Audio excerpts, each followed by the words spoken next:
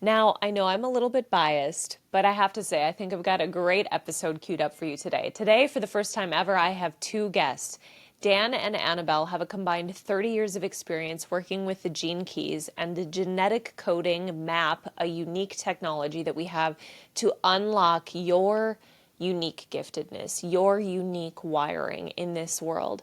I just got done going through a course with them and it was so powerful. So let me tell you a little bit about what you can expect from this episode. The first 50 minutes is Dan and Anabel sharing their story of their relationship together. They were romantic partners for several years, and the Venus sequence, which is one of three within the gene keys, their study of it, their work of it together within the container of the relationship helped them work through karma and unlock dharma. So you're going to hear their story and how they've kind of come out on the other side of that now to being business partners.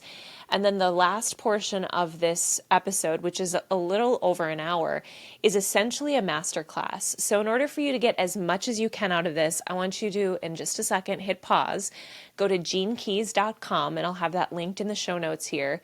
Type in your unique birth information, so your time, date, and location, and you will get your genetic coding map. And what it's going to have on it is a bunch of circles. We call them spheres. And within each of those spheres is your gifting. So you'll see a number and then a period and then another number. The second number after that decimal is what Dan and Anabel dive deep into. And we call those lines 1, 2, 3, 4, 5, 6. And so you can see within your relationship what your triggers might show up like, how you might react when you feel scared or defensive. If you're currently in a relationship, this would be a really fun thing to do, or even in a friendship or with your children.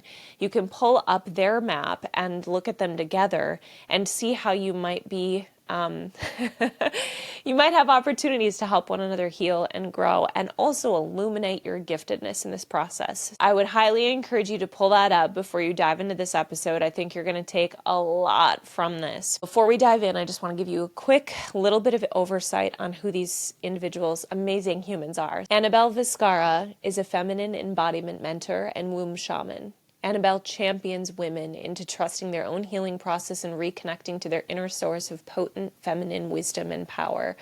Anabel's body of work is a synthesis of womb shamanism, gene keys, lineage traditions, Ayurvedic medicine, quantum physics, and eco-epigenetics. There's so much more that I could share about her. She is a woman that I want to be more like, and I can't wait for you to get to know a little bit more about her. And Daniel Regan, since 2008, he's been on a journey of personal development that's involved a series of journeys and initiations that led him to an intimate understanding of the unconscious shadow mechanisms and the personal and collective wound patterns that are a part of humanity's storyline at this time. His lifelong fascination with the polarities of light and dark aspects of existence and the archetypes that fill these spaces have been the guiding light on his path of self-discovery and empowerment. They are amazing human beings. I am so grateful to get to know them. I loved the class that I was just in. I'm also going to link in the show notes, and I just want to mention it now. They have a whole library of masterclasses available on their website, and I did a 2-on-1 coaching session with them. I don't mean this to be an overstatement, but it was a life-changing experience. Not only are they teachers, they're highly intuitive with source and with guidance. And if you are stuck or looking for guidance, whether it's personally or coaching in your profession, they're tapping into some otherworldly things that have absolutely unlocked things in my life. I cannot recommend them enough. So I'm putting that link in the show notes. You can check them out and connect with them if you'd like to. Okay, that's all for now. Buckle up and enjoy. But there's something really powerful about continuing to get further and further aligned with self, with source, that is liberating. Absolutely. Yeah. And it isn't easy because most of us, when we start to tune into our authenticity, our authentic being, we're going against the grain of what is normalized. And that's the part that doesn't make it easy. But I feel as well that with that, the more of us that do that, the less abnormal it's going to be. So it will be easier to integrate on the other side of that. And there is, in order for us to integrate our authentic being, we have to disintegrate the false that has been overlaid, spoken into us, that has been passed down through lineages.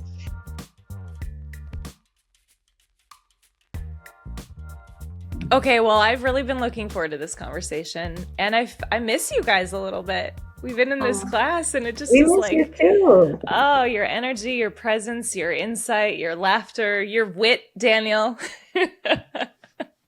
Yes. So funny. Yeah, I missed it. So I'm excited to dive in with the two of you today. Let's start by giving the listeners a little bit of background about you. I remember, Daniel, when we had our first podcast episode and you were talking about the class that you're going to be teaching for Gene Keys. And you were like, yeah, I'm leading the class with Anabel. She's my, you kind of stopped up there because you're like, how do I explain what she is? So now you have another opportunity.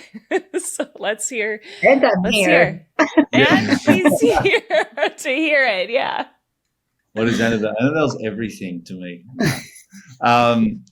You know what I have been saying lately, because we're looking at maybe doing some more in-person events. It's like my ex-partner, now business partner. When I've been introducing the masterclasses, my ex-partner, now business partner, because that's what we are. But we're way more than that because of the relationship that we cultivated for 7 years, rounding up, and it was the deepest relationship dive we'd ever been in, and it was in Venus. We met in the doorway of the Venus retreat, which, for those that don't know, the Venus sequence is the second sequential unlocking of your gene keys genetic profile, and it's the deepest sequence. It's going into the depth as deep as you can go. This transmission is profound. And so we'd been studying this for a couple of years or a few years before that each. And we literally met in the doorway of a Venus retreat. You got to tell that little story. In 2000. Like you bumped into each other trying to squeeze through a doorway. Was it a literal? Yeah. Well, I just looked down and she was like, "Hi, I'm Anabel." And then that's how it all started. But it was on my birthday in 2015. At a 3-day Venus event with Richard, and that's kind of, and the micro of the macro, that kind of set the play for our whole relationship. Mm-hmm. Very Venus-y, very like just getting down to the core and stripping us back and disabling and deconstructing our defenses, and a lot happened in that realm. And so we had that relationship, and then we had a period where we had no contact at all, which was necessary for us both. And then we came back in a relationship, and it was just really beautiful because the transparency and the honesty and knowing each other at the level that we do, I don't think anyone knows me as well as her, and I know her pretty well. And so, but there's a level of trust. There's a deep trust in our relationship, and there's just a deep knowing of each other and just being energetically attuned from what we've experienced together. And it's a really healthy allyship and friendship that we carry now. And so to be hosting events and running the groups like we've just done with you and 27 other beings in it was just a real pleasure, because it just kind of solidified what we have. And it was a really enjoyable bounce all the way through. Yeah. Anabel, would you add anything to that? Yeah, I feel that, one of the things that I say about where we are now, like that I think that trust is really beautiful, and that you said that transparency, because I feel like we're both very transparent, in our relating and what comes up, because, we are here presenting that Venus sequence and facilitating it, right? And so we talk about this in the course, like how it also puts us through it. And just, we have our own journeys that deepen, but then also together. So like things that come up, of like our communication or, little things, it's like there's space for that as well. And it doesn't mean it's a breakdown. It doesn't mean it's any other than that. We hold it pretty lightly, or as lightly as we possibly can in the moment. But yeah, I feel like our ability to go into that conflict resolution is very masterful right now. And yeah, I'm really grateful for the things Dan, and in his own Aussie way, opened my Mexican itness. And I didn't know that you could shorten every possible word in English. It's its own dialect. But I think even that on the playful everyday thing, but deep in deep within, also like the language that really unraveled and opened through our relating and our challenges, because I mean, when he says we had a very Venus-y experience, like that's it's so intense, like what we lived together in that now it's almost like life is just, it's great, because we went through a very difficult period. Yeah. But I'm also really appreciative, and I understand now the level of the beauty of when someone commits to something, because we were both very committed to the relationship at that time. And I think that that's what allowed the Venus to really unfold and really alchemize the way it did, was because we had just a level of commitment, even through that intensity, that allowed that to be anchored and to now blossom. And, and I really feel like our relating now, for me anyway, doing this journey, we did the activation at the beginning of the year, and then the Venus in which you were in. And what it's done is like really shown me that this is a testament of the Venus working, the Venus really becoming alive in us, is that we're able to be where we are now and relate in the ways that we do, and just have this beautiful comradeship. However you say that. It's good. Yeah. Can And we? If I were to say the Aussie way, would be probably like what would be the equivalent of comradeship? No, probably 2 or 3 letters. Yeah. It's just a noise. It's not really a word. It's more of like a noise. And I even, like he would call me Avis, and I just stayed. Like that's kind of, that's when everybody's like, give me a shorter thing, it's like, Avis, because it's very like originally Australian. It's perfect. So I'd love to just flesh out a little bit more of what the Venus is. So there's 3 sequences in Gene Keys. The activation sequence, which is your outer world, correct? Correct me if I'm wrong. Your foundational sort of. Daniel, why don't you take this away? The activation. Yeah, no, you're doing well. I was just waiting to see what else came out of it. It's good, because the interesting thing about the Gene Keys is there's not one way of explaining it. It never comes out the same, ever. Okay. And I've explained it thousands of times. Yeah. It's really interesting. So the activation sequence is, well, it's the activation sequence. So it activates the sequences in a way. It's the physical sequence. And it's we're looking at people's prime gifts, the 4 prime gifts, the 4 outside spheres: life's work, evolution, radiance, purpose. You're looking at, these are your prime gifts that you're here to bring humanity. And underneath each gift is the shadow mechanism, or the construct, that is going to pull you away from embodying that gift frequency. So we can't embody our gifts in this life without owning and accounting for our shadow patterns. And they're very unique to each one of us. And so that gets the whole shebang started. And then from the physical sequence, we go into the Venus sequence. So the activation sequence gives us the core stability physically to be able to then go into the Venus sequence, and for Venus to actually deliver what is able to be delivered through that, which is a lot, because we're basically going from the bottom sphere, which is purpose in relationships, and our purpose in relationships, and what our gift is in our relationships, and what also is the shadow side of that, and what we do when we defend or get triggered or an upset occurs.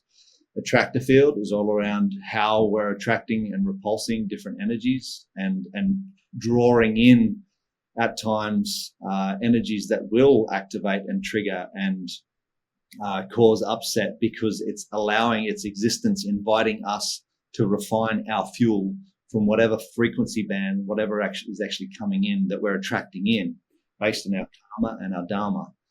And then we're going back into the first 3 7-year cycles of our lives and back to the core wound. So physically, emotionally, and mentally, we're going back into those years because we were building our emotional and mental intelligence in the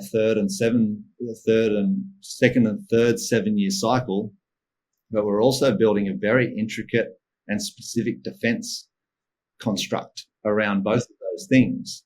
And this is why the main work in the Venus sequence is done in the EQ and the IQ, because of those formative years from 8 to 14 emotionally and 14 to 21.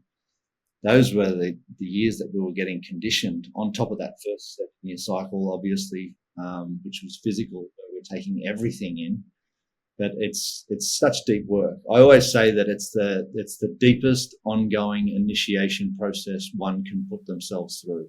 And I stand by that. And I've gone through some different initiatory paths in my life. And the Venus, if someone commits to the Venus, it will change your life every single time.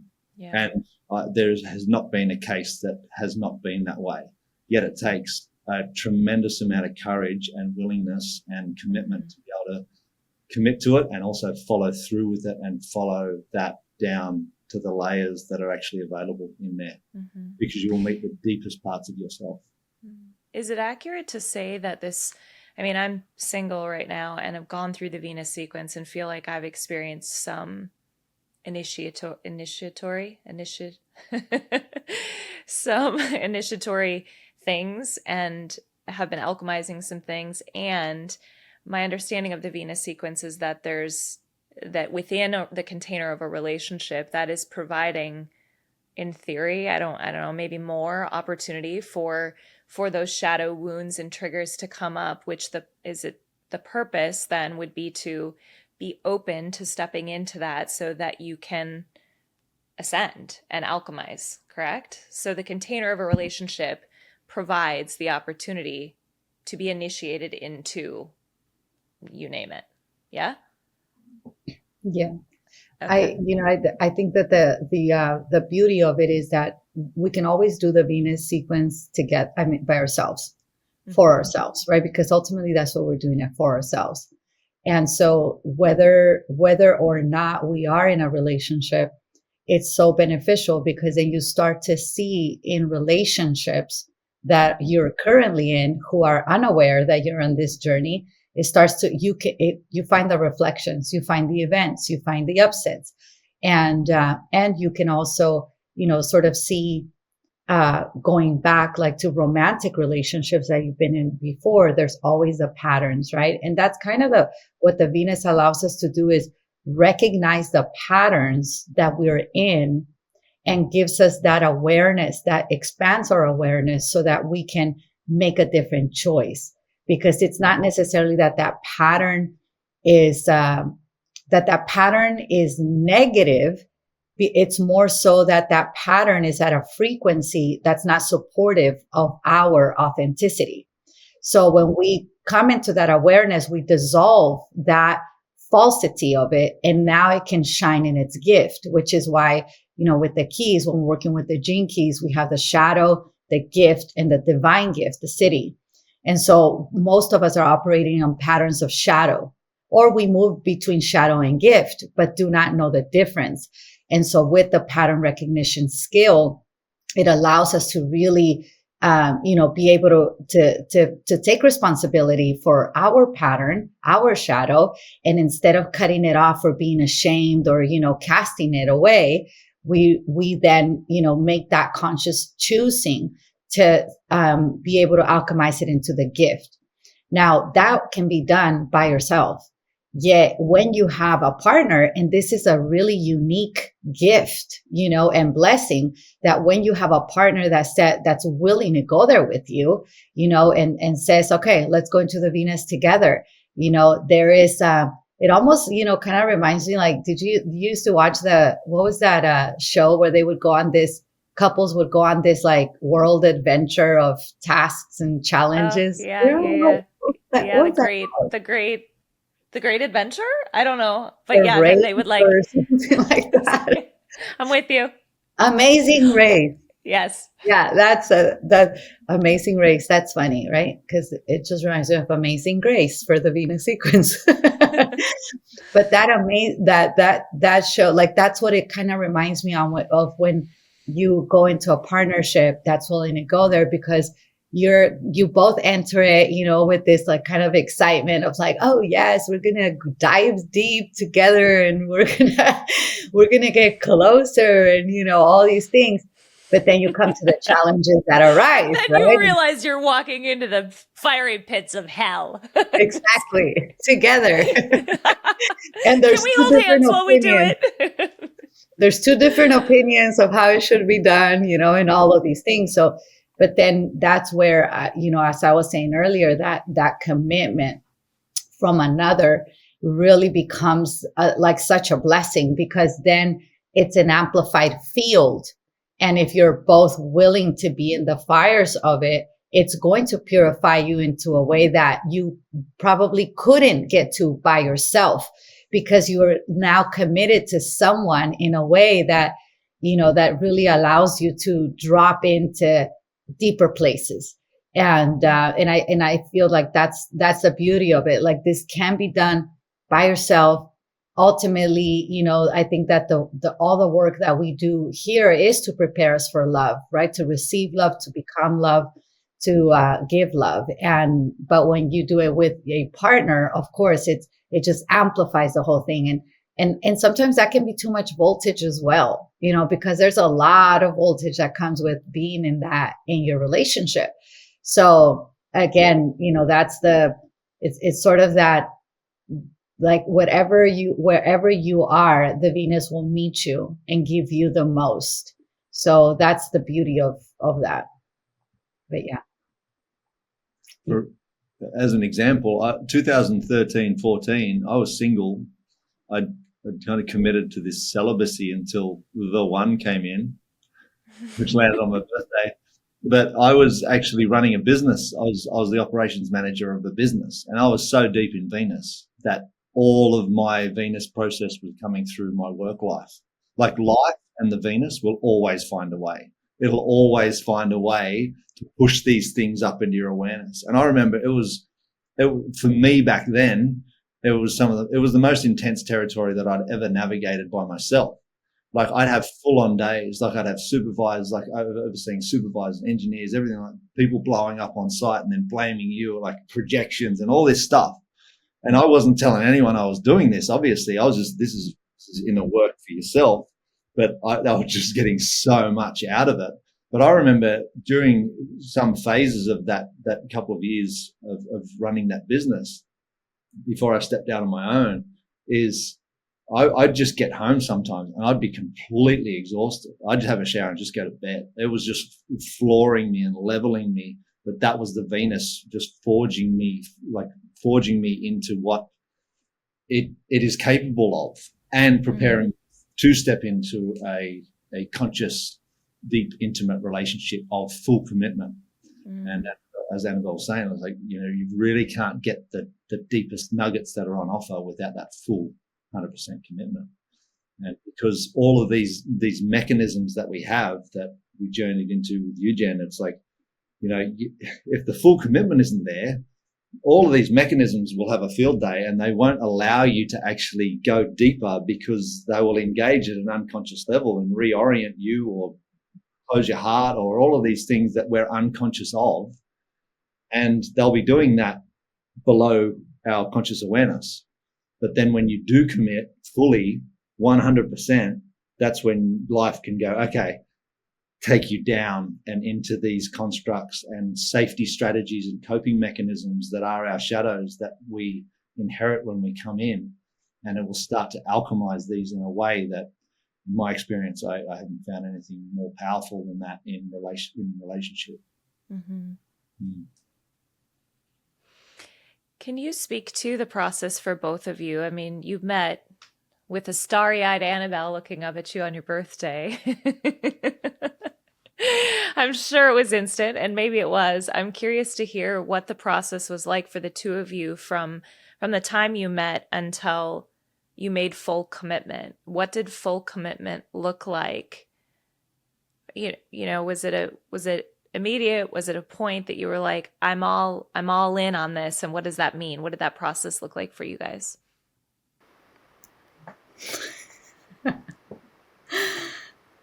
We're going down memory lane, huh?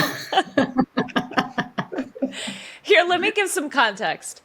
The reason why I'm asking these questions, your story is just your story, right? It's one, Okay.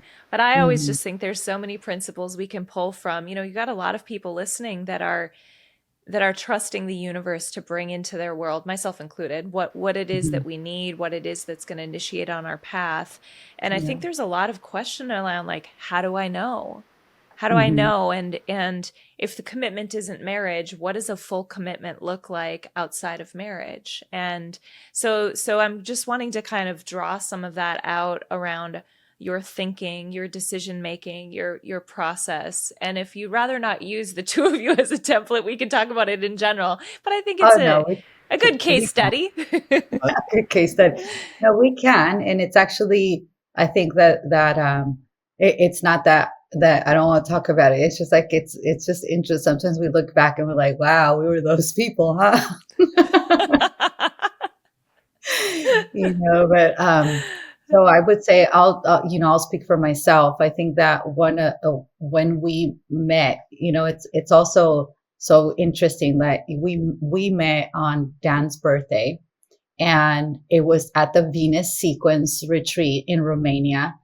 So already just that there for me was very symbolic. It was very like, oh, this is very interesting. And when we first met, I don't think that either one of us was like, you're the one, that necessarily, but there was something there. There was a connection that was formed there. And I like to think of it, sometimes you have a connection with someone that's unconscious, but your conscious is like, I don't know, because your conscious is also taking into account what you're navigating in your physical reality. And the unconscious doesn't care about any of that. So then I do feel like that there was already something that was starting to form there. And then we went on about, the retreat and, all of that. And then we connected maybe like a month or two after that. Or maybe a few weeks probably a month after that. It was like meet, and it's like there's definitely chemistry there, but we don't trust chemistry. Yeah. Chemistry is not always a good thing. And being in a 3-day Venus retreat with like 300 people, it's like you're pretty full. Like if you ever get the opportunity to come into a Venus container where you've got a group of people and Venus present, it is just immense. So you're kind of full from that. You're at the end of the 3 days, you're just full. You need decompression time. You need time to integrate and for everything to bake. And so I went back I was based in Bali then. Anabel went on her way, and then we connected after that. And it was probably about a month after that. But then when we started getting in connection, we had a call. It's like, there's definitely something here.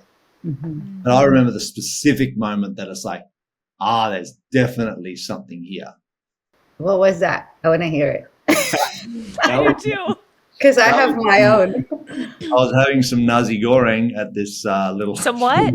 Nasi goreng. You know nasi goreng? This is not an Aussie thing. This is a Balinese thing. Balinese. It's like a Balinese dish. Okay, got it. We were on the text, and I was going through it, just through something. And I said da da da, and then she'll be right though. Like that was the Aussie. It's like, she'll be right. And she said, you don't have to do that with me.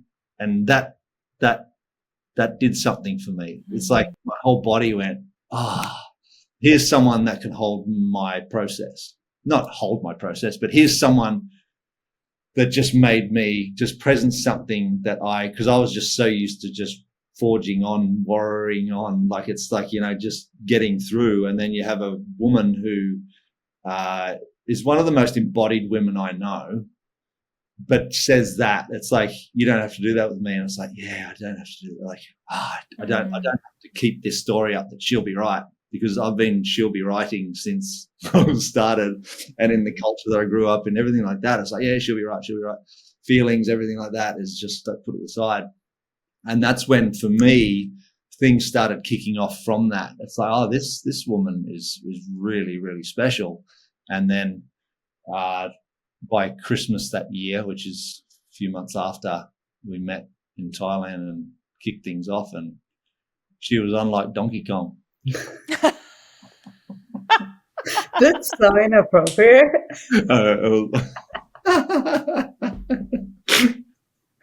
There were Star Wars dates and everything going on, JB. It was the best. Just galactic fireworks. Yeah, we met in Thailand, as in the flesh for the first time, and it was really great, because I think that then when we had formed the connection before that, but there's still, especially as a woman, and for like the women out there. So I want to speak of it from that feminine perspective, right? Of even when we were connecting before then, I feel like there was a lot of hesitation for me as well, just because it's like, is it not, and I, there's also like all this interesting dynamics that play out with men who are spiritual, quote unquote, or on the healing journey. There's a lot of, let's say, fuckery in the field. So I like how you put that so eloquently. I'm just going to say how it is, right? Like, yeah, right on. But I also felt like he felt really authentic. And then when we met in person, then obviously it was like, oh, okay. It was, there was like a confirmation of sorts there.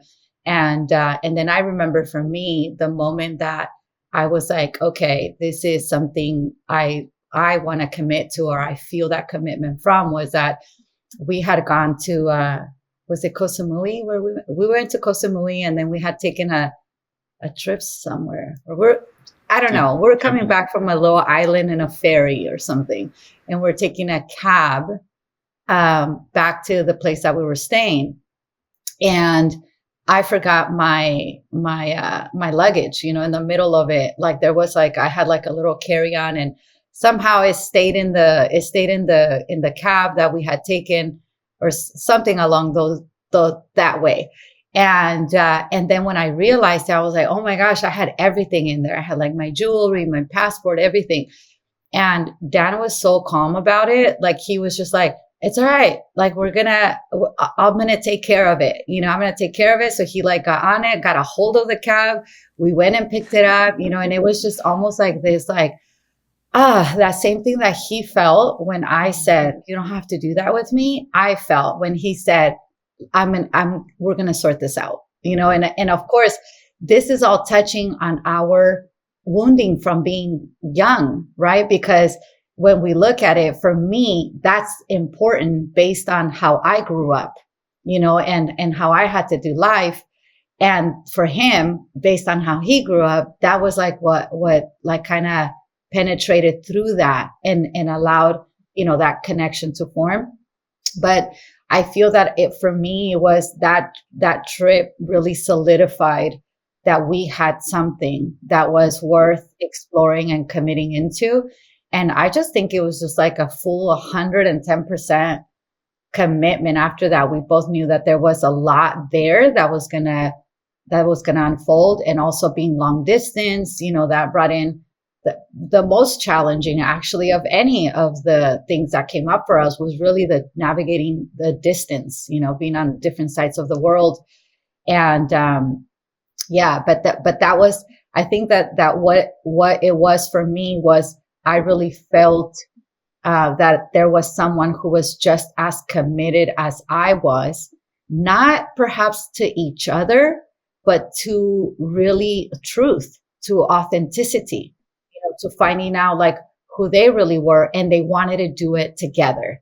And I think that that's the coolest part, is that it's more so, it's not about I'm committed to you, so that's why it works. No, it's I'm committed to finding what the truth and authenticity of me is, and let's do this together. And I got your back, you got my back, and sometimes we don't, we'll fight.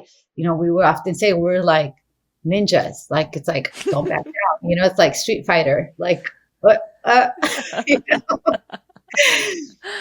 at the core of it, knowing, it, and then at the beginning, we were not very aware of our patterns and our lines to the depth that we are now, right? Or that we discovered. So we did have mentors and guides, but I feel like that's why now we're able to show up the way we do, because we can see even in relationships, like, oh, that's that. And for me specifically, when I see couples with their struggles and challenges, like I always think back of like, God, I wish I would have known that, because that was so key for me. And where I to have known that, a different outcome perhaps would have played out. But the lines things was very, beautiful. We talked in the program about that sort of IQ, EQ, right? Like how it loops and it goes.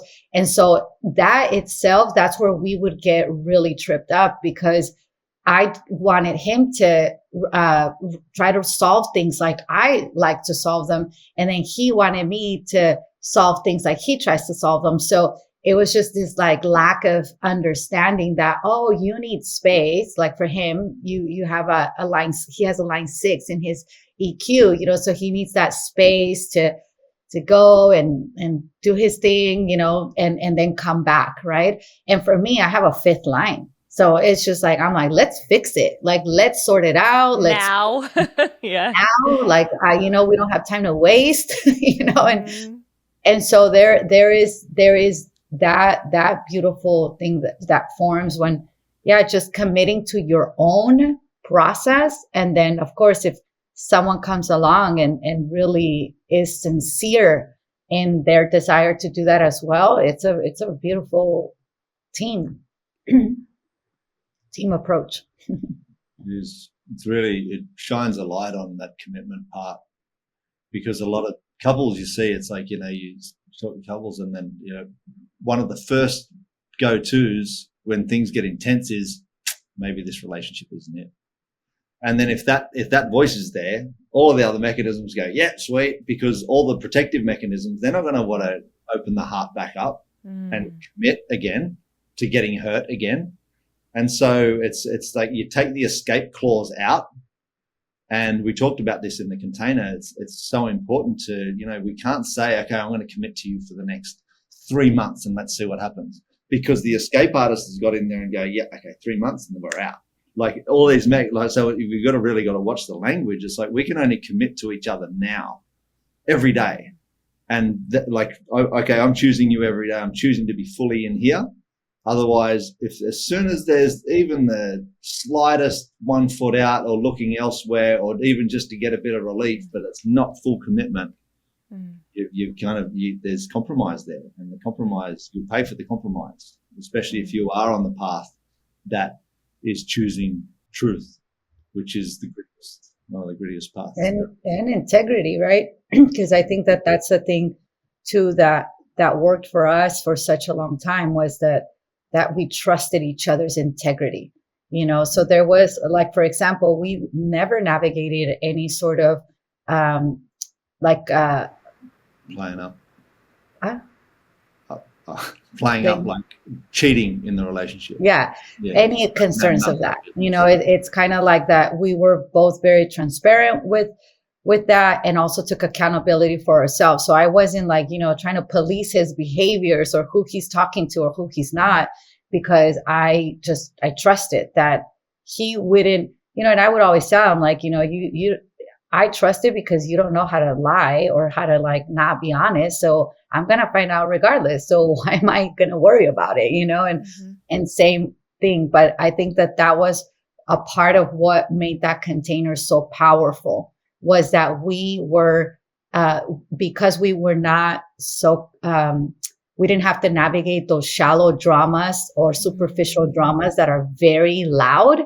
We were able to drop into the real work, the real meat of what was there for us in the container. And we were even deaf to our mentors as well sometimes. Oh, It yeah. was like they were questioning. It's like, hey guys, are you sure this is still good for you? Because we were going at it at certain stages, because we were like the fire and the defensiveness and the accusation, like the shit that comes up when you're fully committed to tending to your own wound is just, it's impossible to keep it contained in a way. But to move through the alchemization of that immense intensity is really something. But we'd have mentors along the way. It's like, are you still sure that this is good for you? Because of what we were doing to ourselves and to each other, because we were so committed. And I appreciate that now, yet it was taking its toll in there. But I think that's the extremism that I think is a good thing at times, because for me in my life, I have lived a life of extremes and energy and experience. And there's like third line experience to name some of it. And the beauty about that is that you just fully commit to anything, and you're going to get to the bottom quicker than anyone else. And you're going to see what's at the bottom of that experience and whether it's worth keeping or not. And you're going to embody that experience, whether it worked out or not. So you can actually advise others and say, hey, I did that and it ends like this, or it did for me. So you might want to take that on board, your decision-making process when you do that. But it's like our relationship. It's like, okay, this is just all in, no matter what anyone says. And that level of commitment really took us to the depths. It took us as deep as we could possibly go in a relationship up until the point in time that it wasn't anymore. Yeah. And it also allowed for us to go so deep and just try every single avenue, that when it finally did come to a conclusion, or whatever you call that, it was very filled with grace, where we both knew that this was what needed to happen. And we still held that love for each other and that care for each other, and just, and really honored that. So it is and that's one of the things that is in the Gene Keys Venus sequence somewhere, that talks about that, like that when when both individuals have navigated their process and the relationship comes to a conclusion, then it's grace from both ends, right? It doesn't mean it feels good, right? Or it doesn't hurt, but there is a deeper level of reverence and understanding. And I think that was really beautiful, because that's the first time that I had ever experienced that in relating, that ability to say, well, your will for you is my will for you, rather than my will. You know what I mean? So it's like you really do it starts to form, rather than just being a self journey. You really do, you start to pour out that love in a way that opens the other person, and it softens all this harshness. So yeah, we did have a lot of harsh adventures, but there's, again, that extreme sport. So if we can, there are a couple things, like I'd love to just go backtrack a bit and go back to like when the triggers come up, if we can get specific on how do you navigate that? And then I would like to dive in more to like, how did you know the conclusion was there? So but can we go back to the triggers first, and just as you were ninja fighting together, how did you handle that? Did you have rules and boundaries around what those conversations looked like? How did you navigate the triggers on a practical level? That's why the keys are they are a profound technology and map of your own patterns and programs. And I've even there's been 2 couples in the last few weeks where I am here, and they say without a doubt that Venus saved their relationship, because if you go down Venus, and like you've experienced now, Jen, you dived in and you started pulling apart these programs and patterns, and became aware of these things in the unconscious that are pulling the strings of your reality.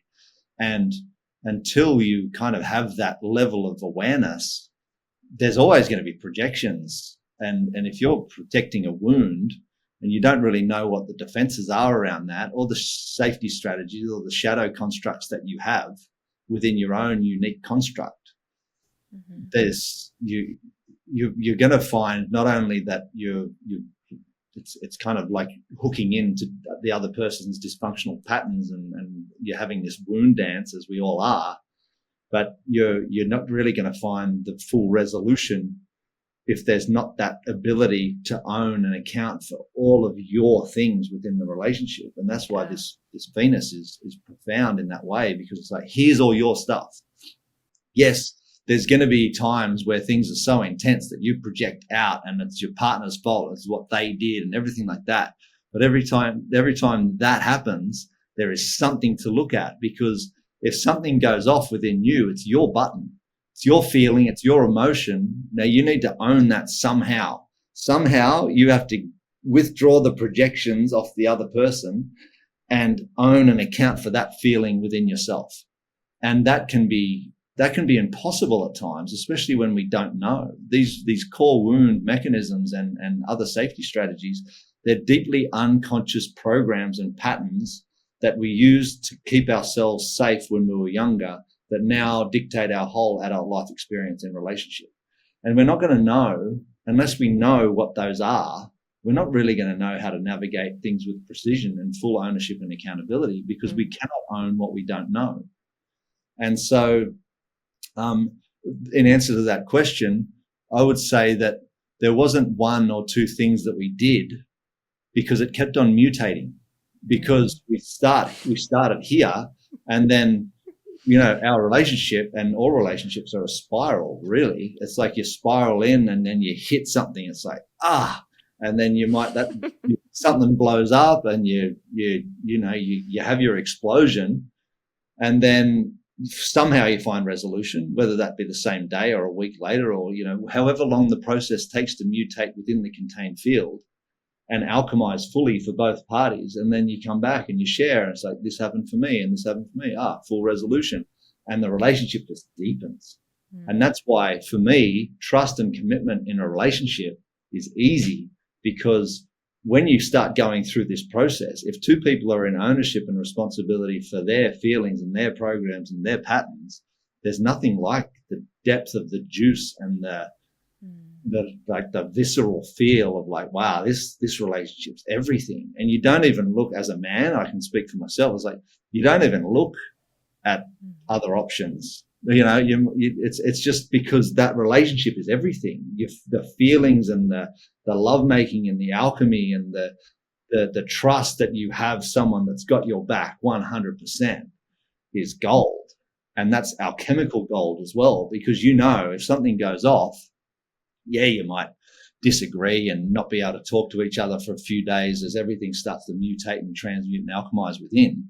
But somewhere that you're going to come back and you're going to find a way, because all this is another process of recalibration and deconstruction of something, an outer layer of defense that you don't need anymore, even though it feels much more painful than what I'm saying. Sometimes it can feel like overwhelming and take you to the point of ending it, going elsewhere, doing whatever it does to numb out or distract from the actual pain of the process. But that's where all the alchemy happens. And so the answer to the question, it just kept on mutating. So you breach something and then you find that resolution, alchemize, and you're going to hit another layer of something. There's always something. So that would be my answer to that. Yeah. And I think that, we can say also that we did everything wrong. So that's how we learned, because there were so many things, because of the lack of awareness of what, even though we had an understanding, had been working with the Venus, still not understanding the lines. And this is what I feel has really made a difference in even what we now facilitate, is that we understand now the importance of understanding the ways that the lines react when they are in triggered spaces. Because back then we were more so looking at our keys, which are archetypes, and it's very helpful, but it's also a little bit more broad. And then of course, this is why we say this, like, don't weaponize your partner's chart, because that's something that we fell into. Can you go through the 6 lines real quick and the way that they protect themselves? Sure. Yeah. I think this is helpful, as people are listening, to start seeing themselves and maybe just kind of understanding, like, where might some of my triggers be. And so I have these, they can look up their Gene Keys chart online, and I'll put that link in the show notes. But then to be able to look even quickly at those lines, for me, it's interesting because in my Venus sequence, I have lots of 3s and I don't have them anywhere else. And that's a thing for me to note, what are in my moments of being triggered or being fearful, as are in my shadow keynotes. Yeah. So as a line 3, what would you say you learned in the program about your line 3s and how you defend yourself? It's so interesting because even in you asking me that, I can feel myself evading the question, which is that a 3 wants to escape, right? And can be playful and can not maybe manipulate the way that a 5th line would, but I think in some ways, use that to move away. And I have seen that it has been challenging for me to see my own shadows, and it's taken disruption to come in. And I'm calling them constricting moments. Like, now I note it in my body. I can feel that first and go, ooh, I'm constricting here. Okay, what is this? Let me open up to that. And that's kind of my first cue, when normally if it was just in my mind, living in my mind, I would be like, that's not really a problem for me. Or I'll just let me focus over here on this other thing that's easier for me to focus on. So the 3 is the escape artist, the Joker. Yeah. Yes. Deflects right through. So it's really amazing also that you mentioned about the body, because the body is such a beautiful first cue of our lines, and I think that goes a bit unnoticed most of the time, because like you said, we're probably more in the mind. We're conditioned that way. We're rewarded in the society as being more of a mental people. But I think that when we move it into the mind, we start to notice like how the lines move within us, right? So like you talked about the line 3, but when we go to, let's say, the line 1, so the line 1, tends to be more of, we talked about the pillar. It's kind of the rock. It's kind of the one that holds a place together, a group together, is reliable, can be counted on, consistent, all these beautiful qualities.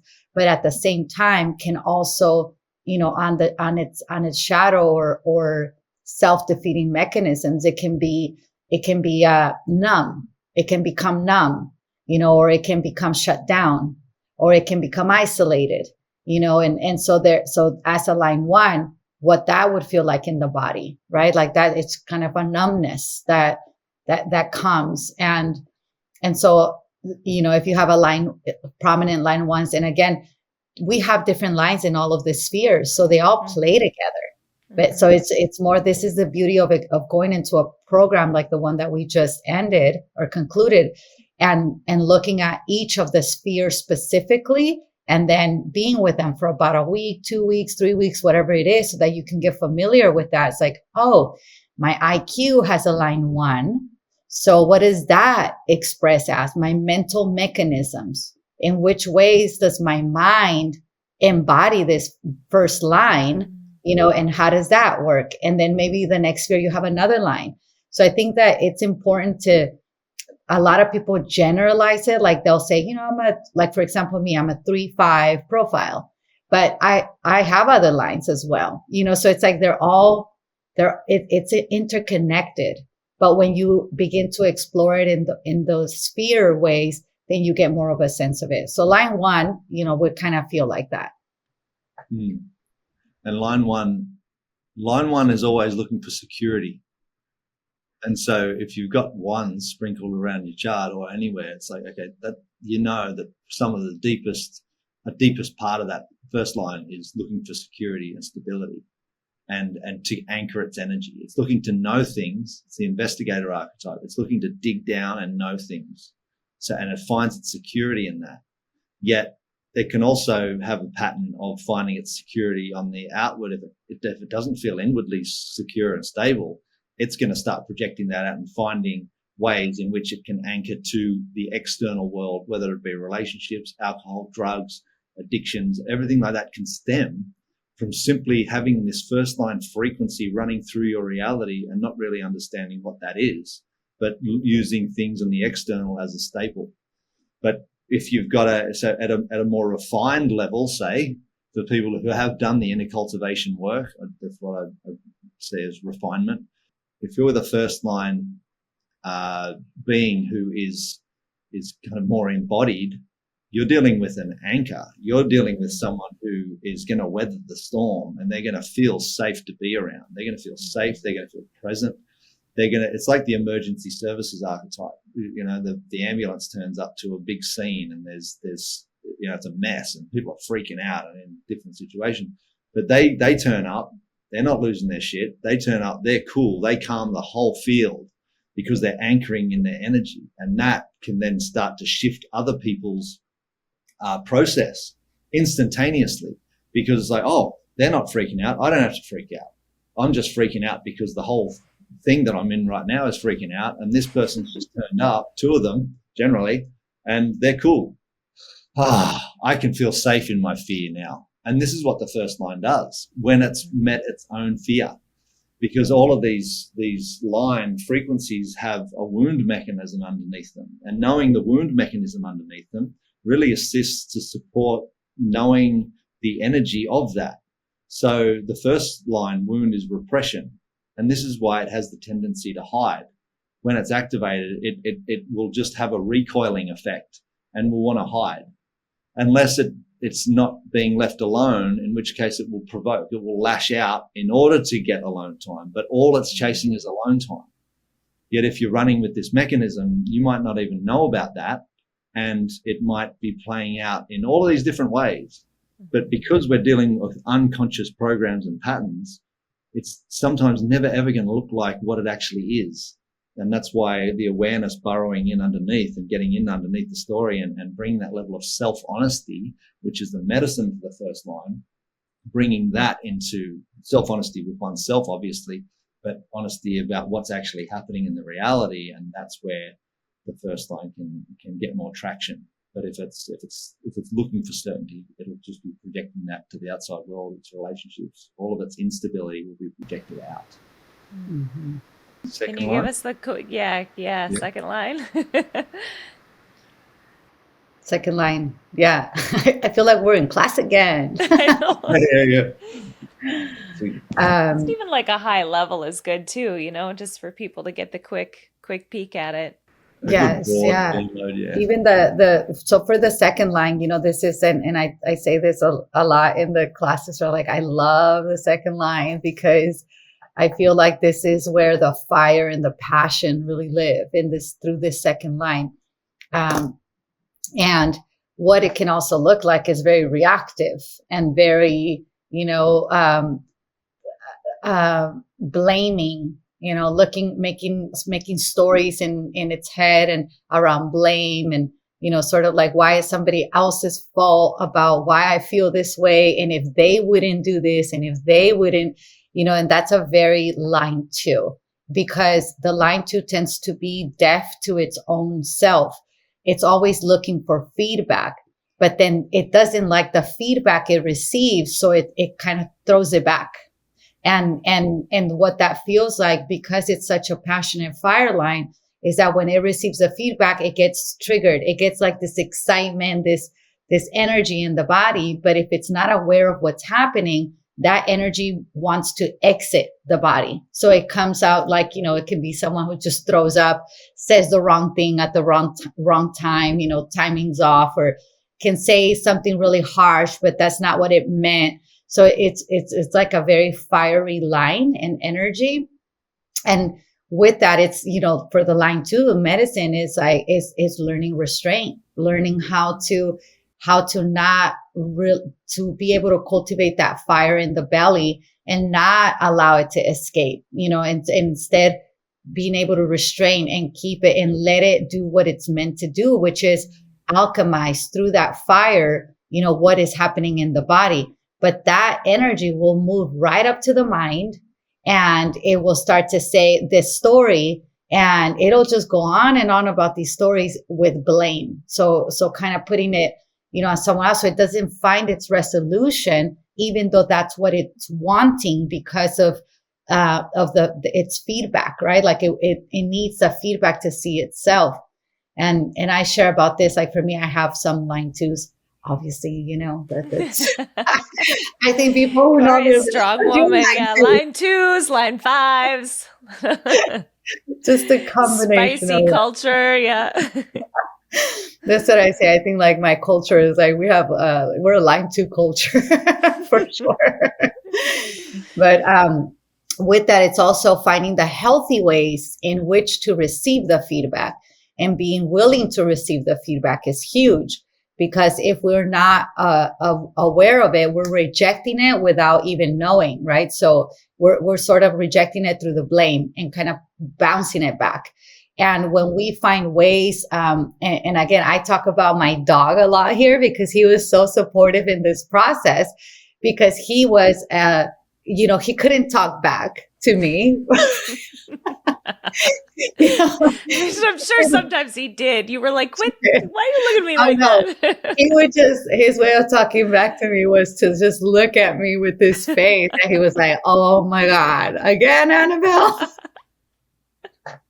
He would do these sighs like, oh. He really would. Bless him. He's in doggy heaven now. But that was an example of like how I started to practice that, where it was like, oh, okay, here I have a sentient being. And again, this could be a tree, this could be a plant, just something that is sentient, that you can speak out your frustration, you can speak out that energy, but it's not shaping it. Rather, it's kind of like letting you see all the throw up that you just dished out, and then you're left to see it. So you get your own clarity through actually hearing yourself.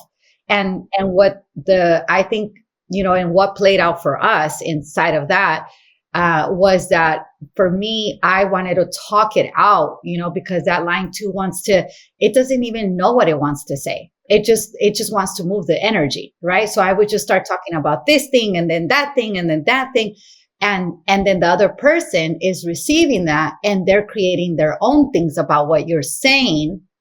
And then they're mirroring that back. And I'm like, no, that's not what I'm saying. That's not what I meant. That's not what I'm, and so then that's not a healthy way to talk it out. So the line two really needs mentorship, because it needs a space of to be able to hear itself out and not be judged or not be told what it's saying, but rather give itself the time to hear itself. And then someone else can ask further questions. But it's never a good idea to talk it out with someone you're in conflict with, because, and that's something that we learned later, or I learned later, was, okay, I'm going to go talk it out with my dog. BRB, me and my dog have a date. Exactly, and then I can come back and have the nuggets and say, this is what's important to me. This is what I want to talk about. And now it's more of a communication, right? I'm able to engage in that way. But yeah, so for the line two, so important, because line two is deaf to itself until it starts to hear. That's why it wants to hear itself. But it's also the feedback that you're getting back. So if someone's doing something to you, that's a good indication. That's like, what are you reflecting back to me? And can I keep that energy, even though that energy of fire, restrained enough to purify what it is that I'm meant to see here, and then be able to engage it in a healthy way. And the wound underneath that is denial, which tells the whole story. Everything Anabel just said, you can look at everything she just said through the lens of that denial. And the denial being, people can say, what's denial? But denial, unconsciously, you could see it as an unconscious, you pushing the doors shut that is stuff. There's stuff behind the doors, but unconsciously it's like, door, and you're blocking. Unconscious is blocking through a safety strategy, if you want to look at it that way, and it holds things back. That's why there's a lot of rage and anger banked up within this line. It's anger, but it's passion. But if there's a complete denial and an unawareness of the denial, that's, you're going to have someone who cannot actually literally handle the charge of what actually is designed to move through as passion through the second line vehicle.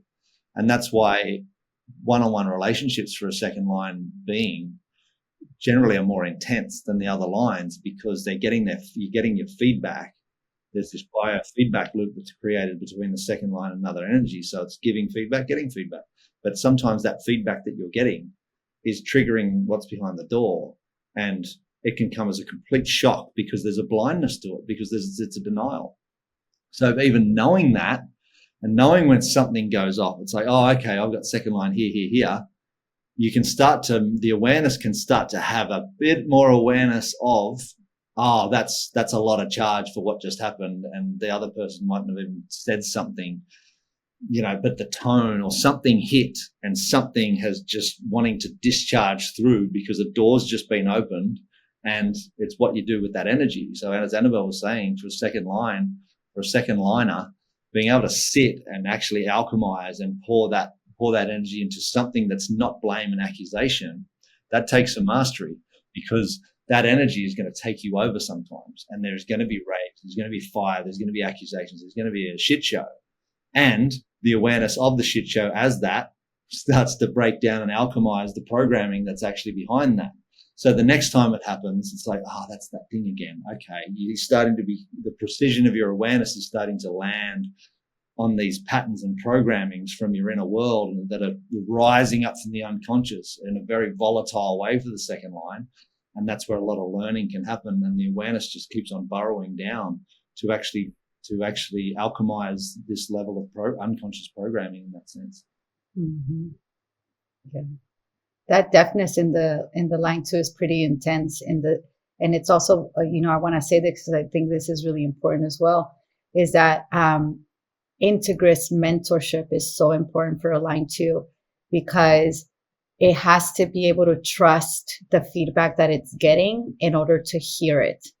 And so that, like for a line 2, the line 2 benefits probably most of all the other lines, in my own kind of sense, from integrous mentorship, one-on-one mentorship that it can open up to and trust the guidance, because it's also the one that gets the hurt the most in the sense of mentorship, because it can go from one mentor to another and not get anything and feel like this isn't working for me.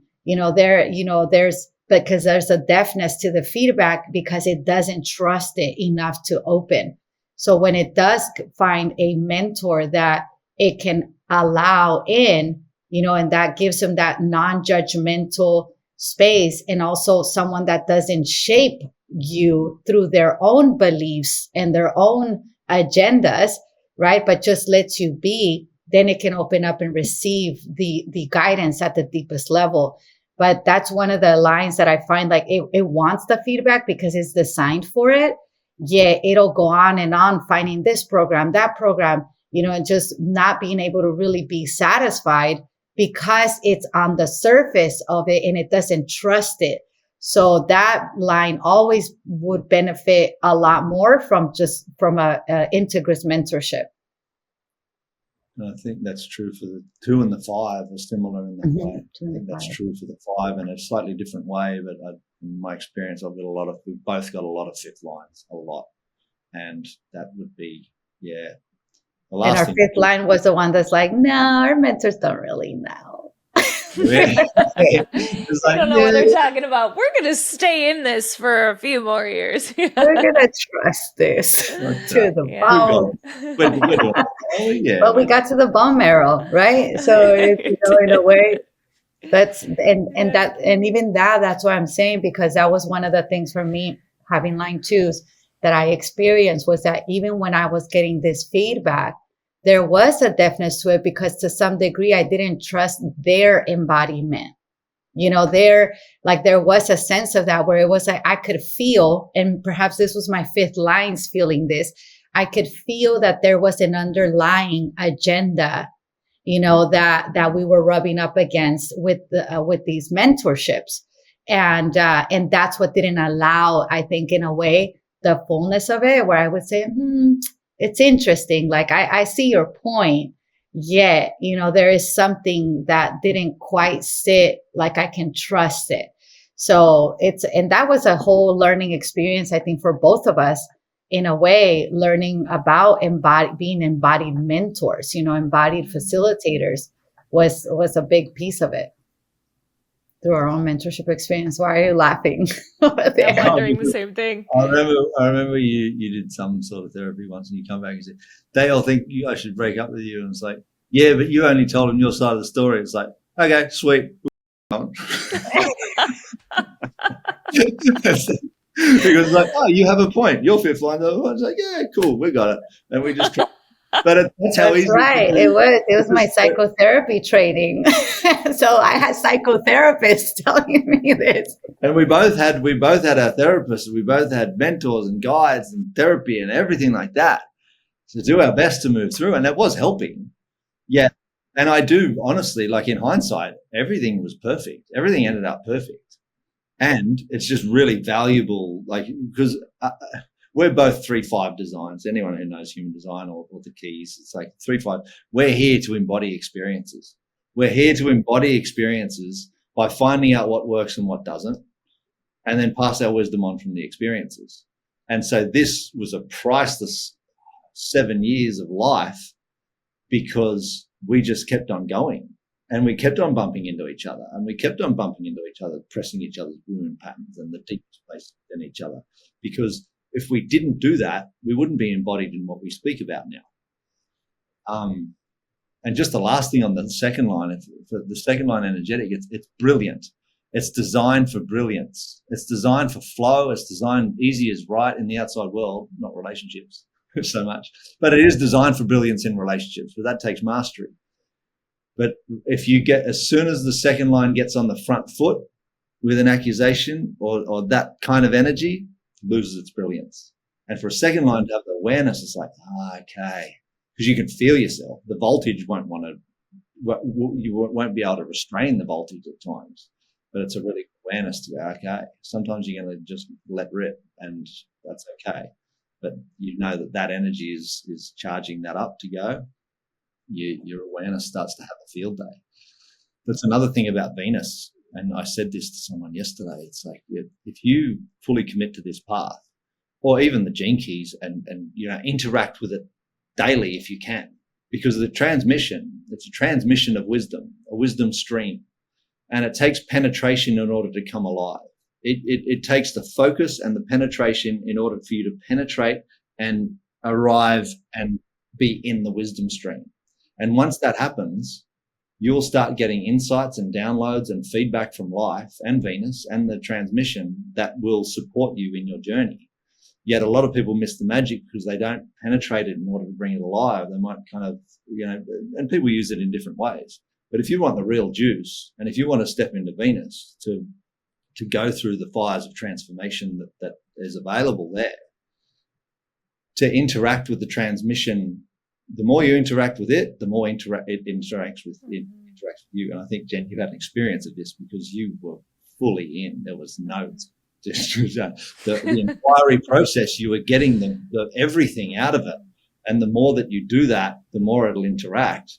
And I forgot what I was going to say then, but I just want to pinpoint something on that. I think just for the people that haven't entered this yet, and speaking from my own experience, like on the other side of that is greater, this is just my experience, greater expansion, greater freedom, a lightness, a more clarity, and so it's gritty work to go into the shadow. And it is, to me, I'm just going to call it like a portal or a pathway to something more. And now it doesn't mean that it's necessarily easy on the other side of that. Now I have some enlightenment about maybe more of what I'm here to do or how I'm wired to be. And that call isn't easy either. But But there's something that really powerful about continuing to get further and further aligned with self, with source, with that is liberating. Absolutely. Yeah. And it isn't easy because most of us, when we start to tune into our authenticity, our authentic being, we're going against the grain of what is normalized. And that's the part that doesn't make it easy. But I feel as well that with that, the more of us that do that, the less abnormal it's going to be. It's going to be. So it will be easier to integrate on the other side of that. And there is, in order for us to integrate our authentic being, we have to disintegrate the false that has been overlaid, spoken into us, that has been passed down through lineages.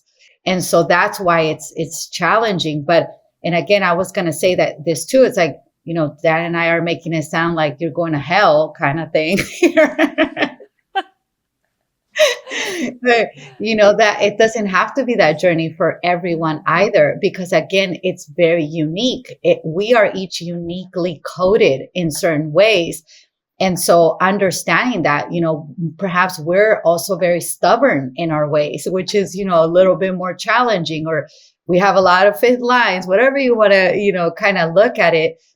But we're both, our whole lives have been through very intense experiences. So of course, this was going to be an intense experience, but that doesn't mean that has to be for everyone. And I think that's why with us now being able to share this, what is exciting for me is that most people who share about relating, who share about, sort of that relationship mechanisms, dynamics, comes from people who are together, who are in a current romantic relationship.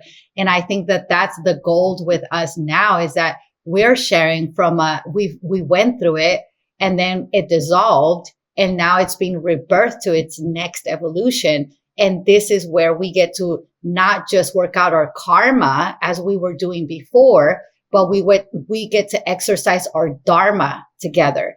And that's what's really amazing. And I'm grateful for that blessing within this, because even though now, it's dharmic led, we're here facilitating, learning, sharing what we've learned through it, our embodied experience through it. We're also still refining, we're refining aspects of it, but it isn't what it was.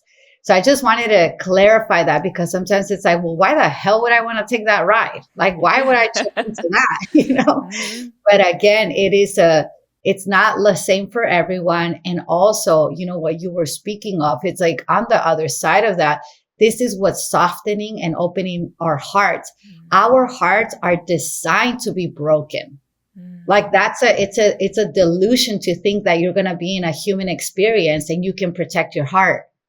But what we can learn is how to support when that happens, rather than, try to prevent it from breaking, because it's actually through the breaking of it that we become softer, more compassionate, more human.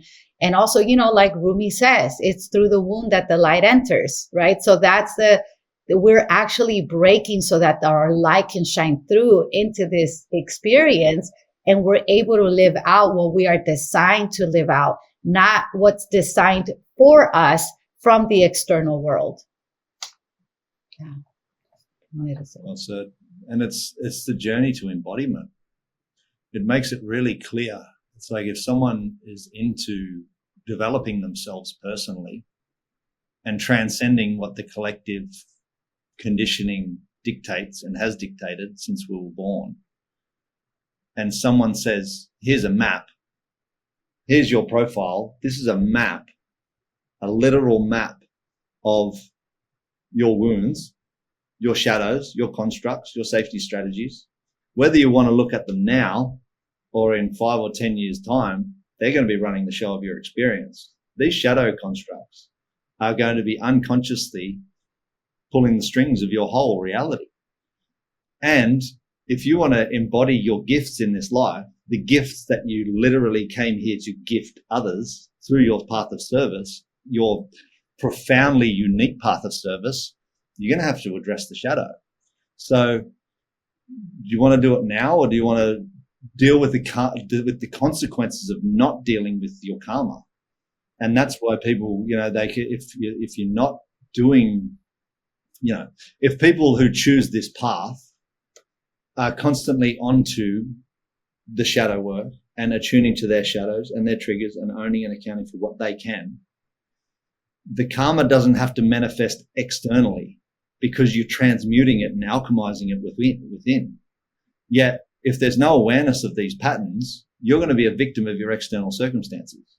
Life is going to continue to provoke and prod and push your buttons until you wake up to what is actually trying to get out of you.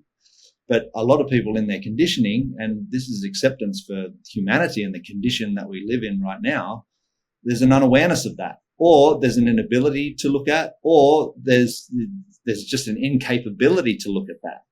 And so when things get prodded or pushed, there's just going to be a reaction. Yet as you become more aware of this through looking at your own math, through looking at your own constructs in a really deep and self-honest way, that's where the alchemy happens. And that's where the embodiment happens, because we're alchemizing things within and creating more space within our physicality, which is the bedrock of our whole life here on earth. And as we do that, then we can handle the charge. Then we can handle our emotions. Then we can handle our feelings without projecting them and spewing them onto others when things do arise. So the incentive to be able to dive into this wisdom and just, as Anabel was saying, we went to the extreme to get the nuggets, and that's just our way. And you can step yourself in gently, and that, it doesn't have to be stepping into the fires of hell. Yet, as a byproduct of deconstructing your unique construct, you're going to be put through some fire. That's just because it has to burn. These old programs and patterns, they can't just fly away and float off into the ethers. They need to be burnt. They need to be shattered sometimes. They need the humblings to happen so we can actually embody humility. Yeah. Okay. I want to, can we fly through lines 3, 4, 5, 6? We kind of already touched it. Just fly through them for me, because we have people listening right now that have their charts in front of them and are like, I'm on line 4. What does this mean? Well, you kicked the third line off well, Jen. So I'll just continue on that thread, making it as concise and brief as possible. See the lines, though? See the lines and just the way that things just start to flow. They do. They just unfold. Yeah. So the repression, denial, the third line wound is shame. And so that gives you a really good indication of everything that Jen said before about, the elusiveness, the deflection, the escape artist archetype is all programmed into that third line experience. And even knowing that if you've got third lines anywhere, or a sprinkling of third lines, okay, I have an escape artist mechanism in my reality.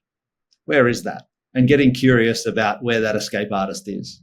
Because a lot of the time, the escape artist, because it's the trickster, it's hard to catch. It's the artist of escape.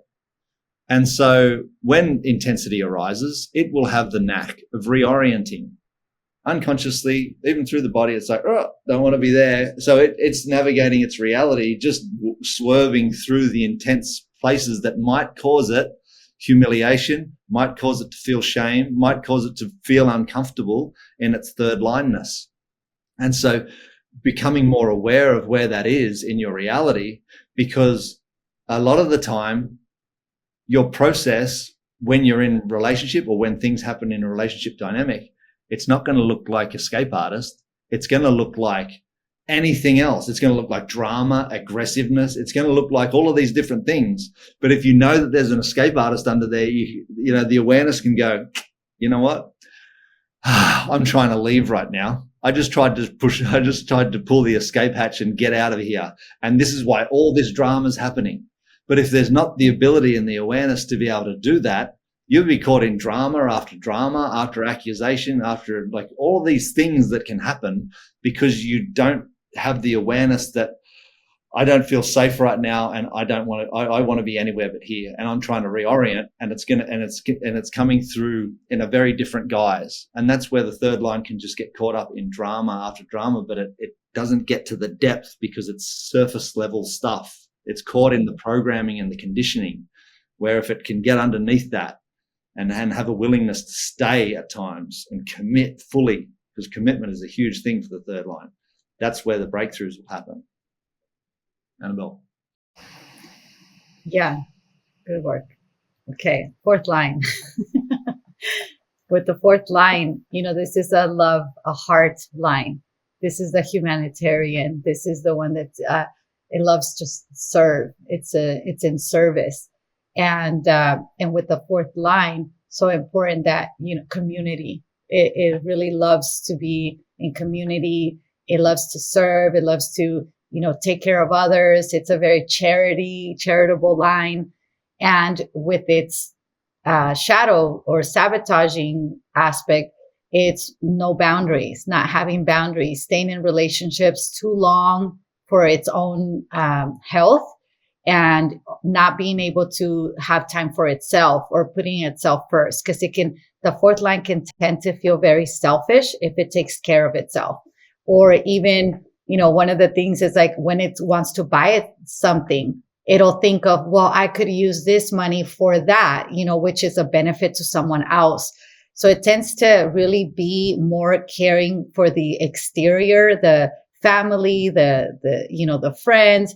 And so it struggles with boundaries. It struggles to, kind of come back because it wants to belong. It has this deep longing to just belong, to feel a part of something. And so it'll get caught up in communities that are not good for it, teachings that are not good for it. And so the fourth line really needs to aloneness so that it can nourish and nurture itself. It's a breath. It's also beautiful for the fourth line of just like being in its own breath, embodying its breath, moving it to the belly, having that aloneness to tune into what is self-love, and so the fourth line, self-love is a big, long journey because it has to learn what that is in order to show up healthy and overflow for its community, for service, and those things. So we can see a lot of fourth lines would be, in service in ways that are selfless, but that are also self-abandoning, right? So that fourth line is such a, it's one of the most loving, warm lines because it just wants to care for, it wants to love. It loves love. It loves to love, and love loves itself. So the fourth line is very, when I think of fourth lines, it's just like they're the most loving, caring, and also if it doesn't know that, because it's so sensitive to love and care and all those things, it learns to shut down. It learns to pull walls up. And so a fourth line could just as easily be, someone who expresses as, I don't care, I'm moving on. Or, okay, you hurt me in this way, that's it. It shuts off. So it kind of can swing in that lack of boundaries. And then one day it just gets fed up and it says, now I'm going to build a fort of boundaries, and so it's learning how to love itself in healthy ways that allows it to become available to others without the expectation that the others are going to receive it or not. So, fifth line. Dan. And the fourth line is the wound underneath that is rejection. So for people listening to this that are new, everything Anabel just said, look at it through the lines. Look at it through the lens of okay, that's a wound of rejection. That underlies everything in that line frequency. And it gets more fascinating then because our awareness then travels down these, because there's only 6 lines. This is the beauty about the lines. You start clocking these lines within yourself and within others, but you'll start to sense them in others. And if you work with people, if you're a coach or a healer or anything, just relationally in life, if someone's talking to you, you're going to be able to surf that theme because you're feeling what they're going to be speaking into. It's like you've got these superpowers then that go online that you can actually, your attunement to then go, oh, wow, okay, And then, a word might pop up from that. It's like, oh, what about this? And so it's an attunement to these frequencies.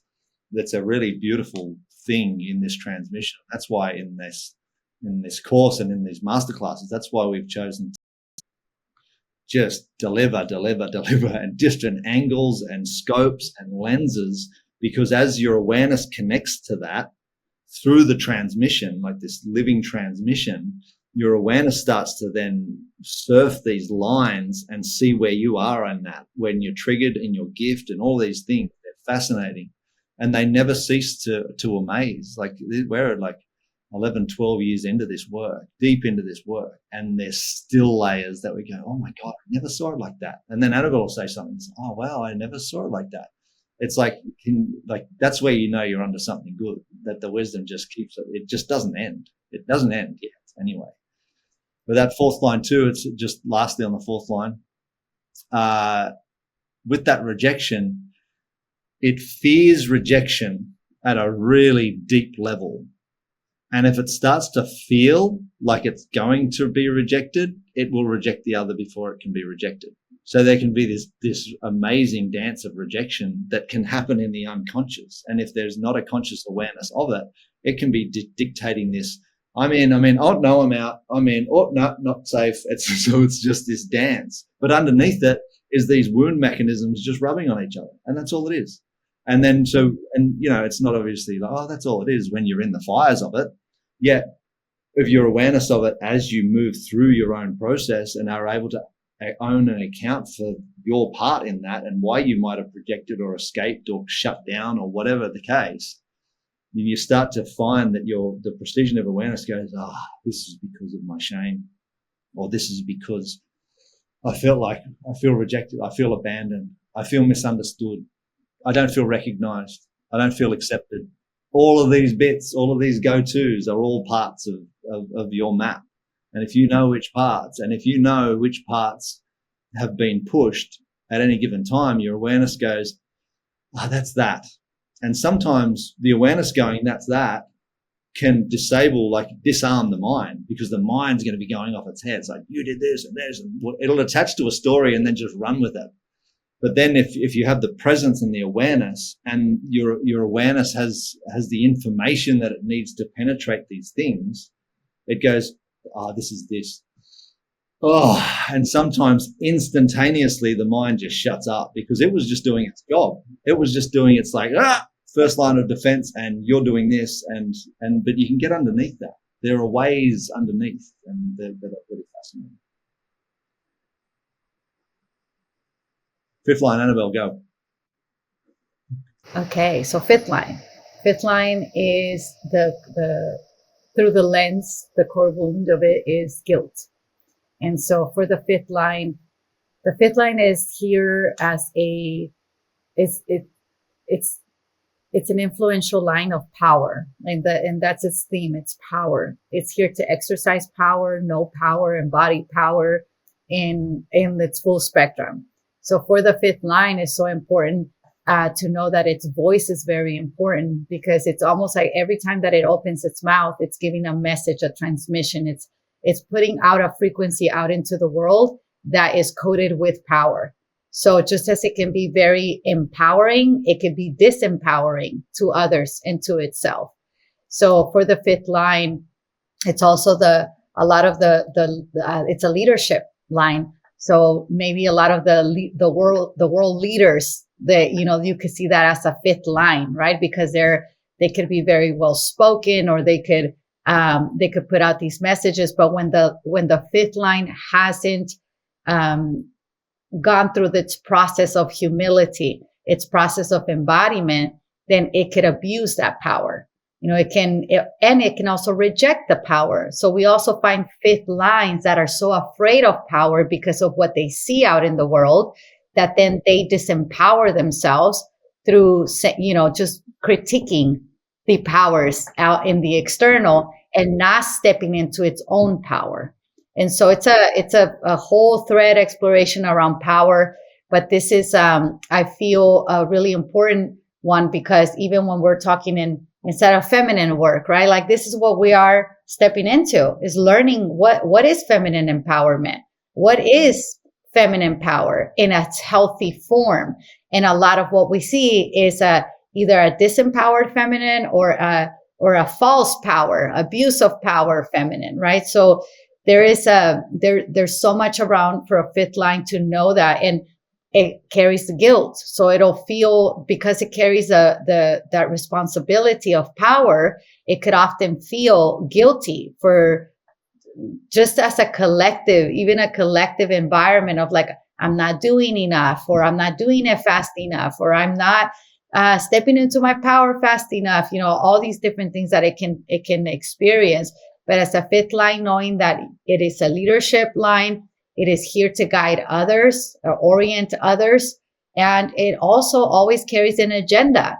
And that's not necessarily a negative thing, but it can be disempowering if that agenda isn't known or explored. So I often say, as a fifth line, you've got to surrender that, like, I don't have an agenda here. At least this works for me, because I feel like, well, I have so many fifth lines that there's an agenda that's consistently somewhere in there. But the agenda doesn't have to be a negative thing. It can be the agenda of moving, of orienting towards something healthy. But I've got to be aware of that, because if I am denying that, then, that's when the abuse of power can come, or the rejection of power. So that's a fifth line. It's a very powerful journey to dive into that. And the fifth line is the wound underneath the fifth line is guilt.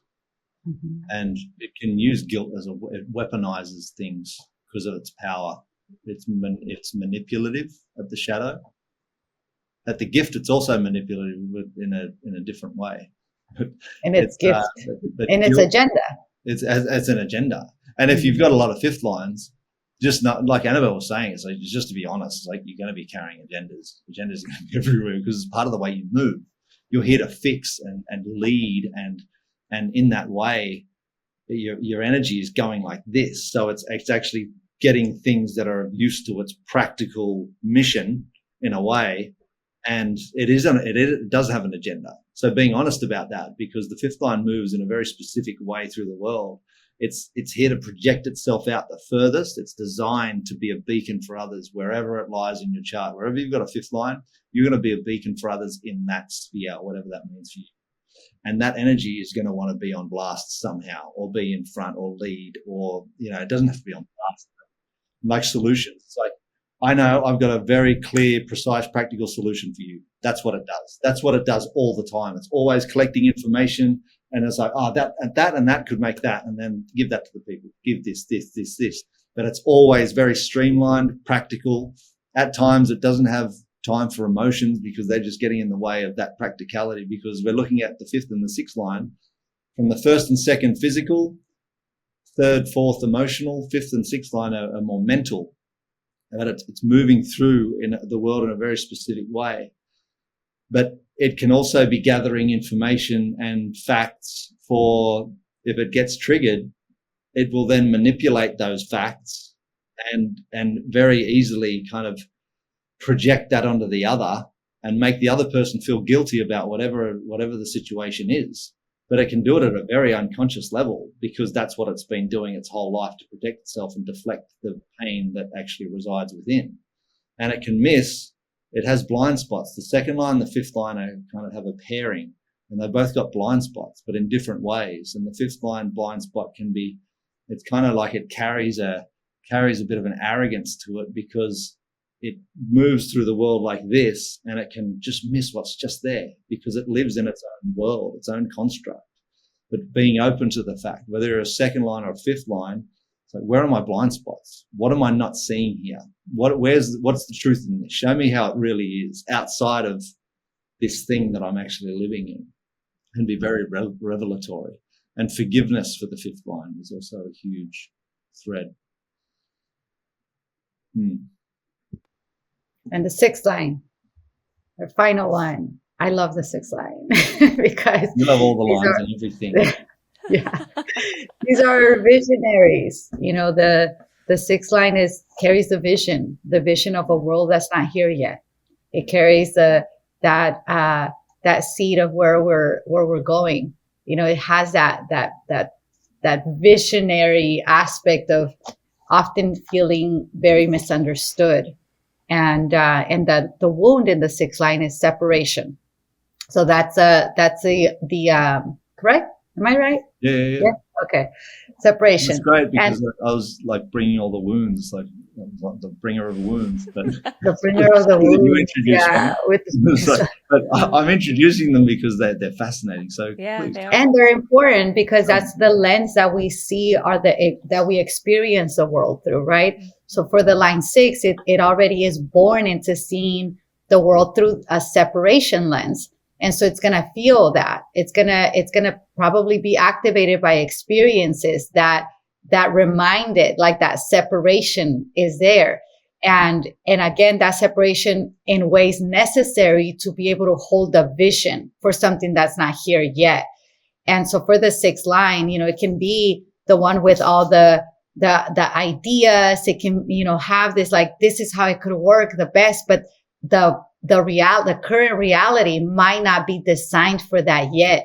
So the sixth line is here to guide all the lines in the sense of what it sees. It's not necessarily here to do the work for it, but it's here to hold that vision until it's almost like holding that dream seed until it becomes fruitful. But because it may try to exercise it in the now, that's where it can experience a lot of like that feelings of separation, like it feels alien to its current reality, like it's not from here. This is not my home. The sixth line can have a tendency to not want to be in the body because the body feels limiting. It feels heavy. It feels slow, so for its vision. And so, that's where it carries that it's from another world, but what it's here to do, it's bringing the vision of the future.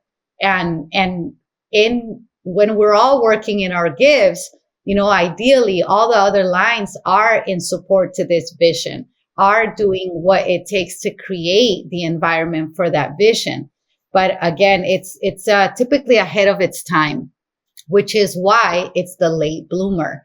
So the sixth line can have a tendency to just kind of be checked out from time, in the sense that it's like it's just perhaps always late or early, or it just can't quite figure out the timing of this, how the world is designed. And so it can be a late bloomer, very deeply sensitive because it's attuned to that futuristic vision, and also feel very misunderstood. So for a sixth line, care, being in the body, embodiment, and patience is so huge because it comes into its wisdom later in its life. So in the meantime, it's collecting all the experiences that it will need in order to come into that fruitfulness. But that sixth line can be, it becomes the sage.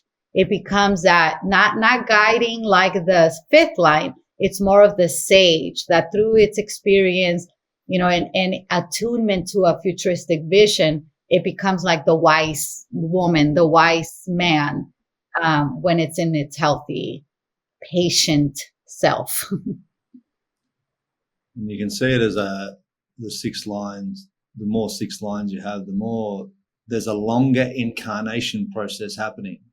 It can feel like it's taking forever, but it's that longer incarnation process to be a fully embodied role model and teacher that it's designed to be. But in that longer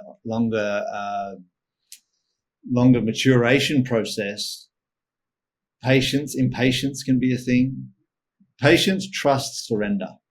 These are the three things. If you've got six lines, you're going to have to cultivate a relationship with. And whenever anything goes off or you're rolling through something, it's like they're really good touchstones. It's like, do I trust the process now? Do I trust life? Or is there a distrust? And where does that distrust reside? Patience. Is there impatience here? Because impatience is going to be humming in because you can sense the perfection in the future and you can sense the vision. But if it's not happening yet, huge frustration can arise from that space. Disillusionment. All of these things. And then the surrender piece, because it's like, I like the iceberg picture, you know, where the top of the iceberg is above the water, and there's a whole big bulk. The majority is underwater. It's like, that's a sixth line incarnation. It's like and no one's going to be able to pick at what's in that iceberg. But there's seeds for the future. There's wisdom. There's things that aren't ready to be above water and into humanity and into the conscious awareness of people, and just to trust. And so even knowing that for the sixth line can be really powerful, because it's like, I don't have to work things out. It's not up to me to follow through with everything that I sense perfection with, or that how I see this could be perfect. This relationship could be perfect. This house could be perfect. Everything could be perfect, but nothing really looks the way that you can sense it does. And great frustration and a huge inner process can happen just because of that.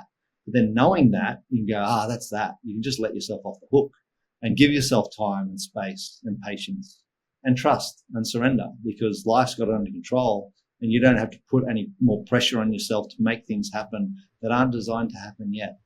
You just have to be in the flow, trust, surrender, patience with the process. Yeah. And presence. Presence is huge for the sixth line, cultivating presence, because it does its speaking through its aura, through its energy. Like where the fifth line does it through voice.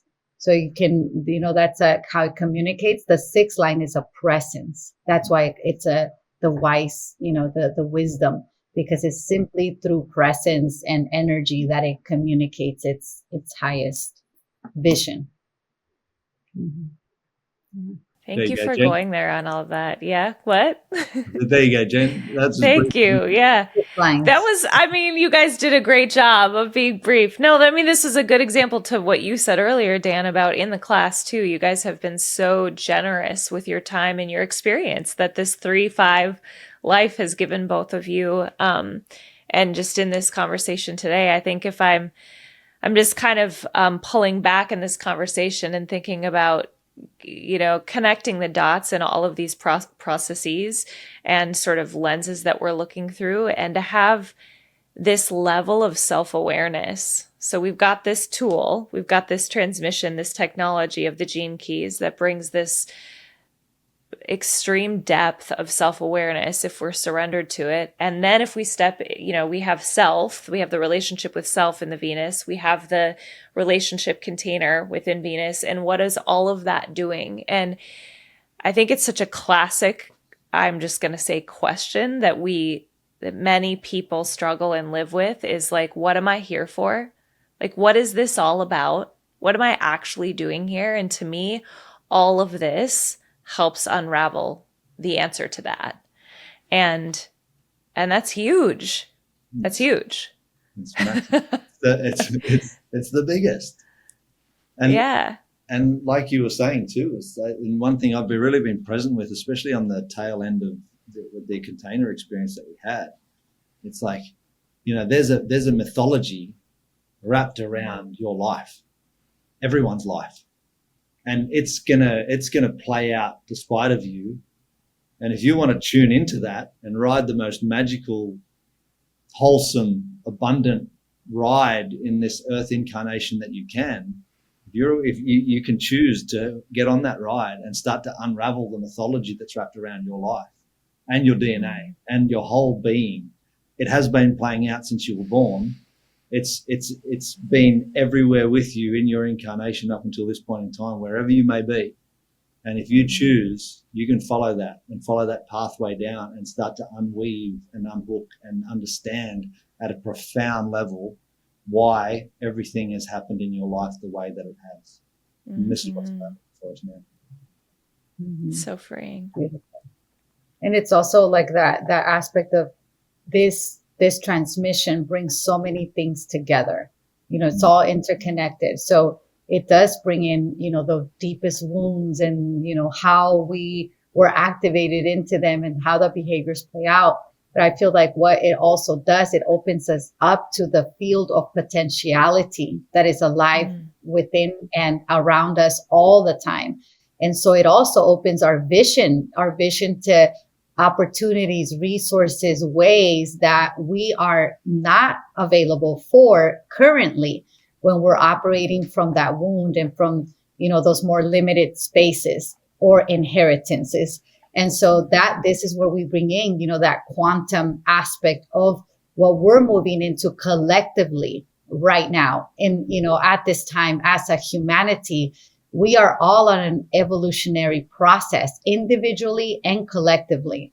And I think that that's what, when you bring in that aspect of purpose, it's like we all want to know what our purpose is, but our purpose is to be on purpose, and when we're knowing who we are, reclaiming those aspects that have been left of ourselves along the way, bringing them into the present, then that's us being on purpose. And that's what unfolds. Purpose isn't a thing. It's not an image. It's not a thing. It's not a thing we do. It's a thing we are, right? So we become purpose. And in that, anything that we do becomes purposeful. So then whatever you engage that is authentic and from the heart, then that's how it begins to take form. But the form isn't the purpose. The form is, the purpose is you.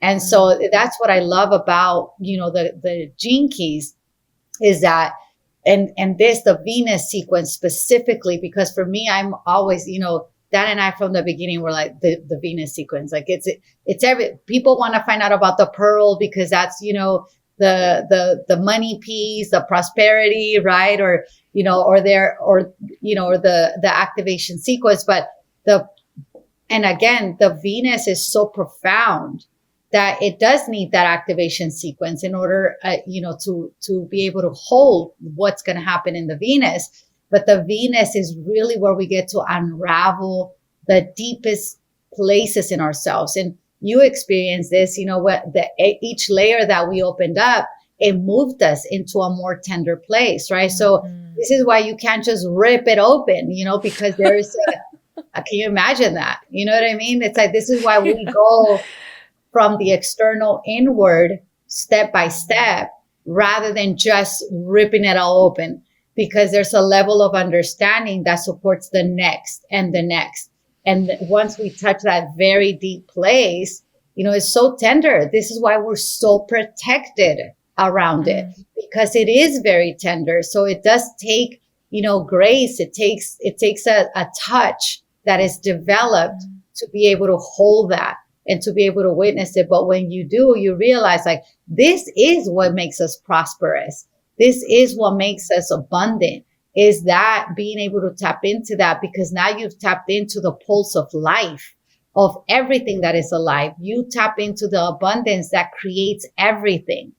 And so is it worth it? Absolutely freaking yes, it is worth it, because it allows you to just become prosperity. It's like, I am the wealth. Yes, I love that. I love that. Dan, were you going to say something? Absolutely. That's better than the earlier one, the F-bomb. Everything that Anabel said, it's like the importance of shadow work, especially now, especially in this time of the great change. Like, we're in a birthing portal, and no matter where you are in the world, you're not going to escape the frequencies that are coming through into the collective. The Schumann resonance is going off its head. It's like all of the frequencies, the things are starting to intensify. The fear bands are going up, and it's like, how are people handling this? Like, it's a real thing. Like in the last few months, especially, we've been in this container, which is a field in itself as well, which adds intensification, obviously. And here's the dog. And it's like, this is the only way through is shadow work. I'm not saying like the only way through is the gene keys. You have to do the gene keys, but if you're into shadow work and you want to really get to the bottom of your own stuff and live the healthiest, loving, trust-filled relationships in your life, hand on heart, Venus is your ticket. If you're willing to go there, if you're willing to look at everything within yourself that you cannot see right now and shine places up in your being that are the most uncomfortable, that you may have left behind in the past, that are contracted, that are hidden, that are disowned. This is your ticket. And if you want to take that ticket now, great, because this is the perfect time to take it, because I don't really see the intensification of the collective field and everything that we're going through now. I don't see it really dropping off anytime soon. There's only one way out for ourselves and into freedom and personal freedom, and that is through to unlock what's actually inside us. And that's where the highest frequencies of light are. They're in the deepest, densest darkness of our DNA. They're not out there anywhere. That's what we couldn't be led to believe, but they're inside. These are the codes. These are the master codes, the Gene Keys. They're a profound transmission ahead of their time. And it's really something to be on the forefront of that. You know, we were kind of early onboarders of this wisdom and have helped spread it out into the world, but it is starting to get traction because the world needs it right now. The world needs to wake up and have the assistance to evolve in the way that this transmission delivers every single time when people come to it. I don't know if you were kind of saying this earlier. I just have this sense that the world just, for people, you guys correct me if you have a different perspective on this, but that like, I know the dog, I told you, she's like extra needy lately. If you guys aren't watching on YouTube, go tune in. You can see me snuggling my dog here. She's like a baby. She is. More love. And then just look at the screen like, oh, Yeah. I feel you, man. Yeah. That life is showing up for people. Like if we're avoiding the opportunities that are put in front of us to step into the shadow and to do the work, that what I'm seeing with people is that their bodies are shutting down. That it just is like people are quitting their jobs because they physically can't go to work, and their jobs are causing things to happen in their life that are keeping them from waking up and elevating in consciousness and evolving. And so it just feels almost to me like time's up. Like we're going to have to walk through this, or get to walk through this one way or another. And this is a great tool to help us do it in a way that is very empowering and enlivening. But for the people that are resistant to that, it's kind of what you said earlier, Dan, like life is continuing to like get louder and louder until they're like, okay, I surrender.